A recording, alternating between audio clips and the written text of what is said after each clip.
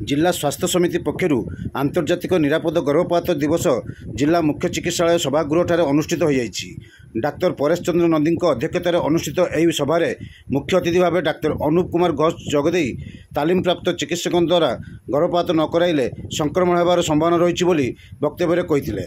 अन्य मध्य डाक्तर मृत्युंजय मिश्र, डीपीएम अनिल महांती और एलिना सामल प्रमुख निरापद गर्भपात संपर्क में आलोचना करथिले। एही अवसर में निरापद गर्भपात क्षेत्र में कार्यरत किसी कर्मचारी को संबर्धित कर कार्यक्रम को सहकारी जिला जनस्वास्थ्य संचार अधिकारी रमणी रंजनकांत भंज परिचालना करथिले।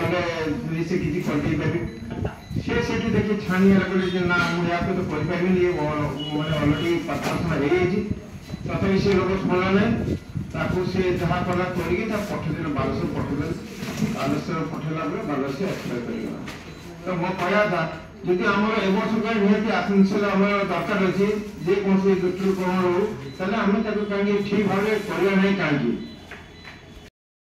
जाओ जिला तरफ मते किछ कहया पई आज ए दिवस देखौ तक मो धन्यवाद ज्ञापन करूची। 28 सेप्टेम्बर प्रति वर्ष सर्व पृथ्वी सेफ एबॉर्टन डे बा निरापद चाहूँगी। So train doctor आतरे करंतु so that there won't be any complications.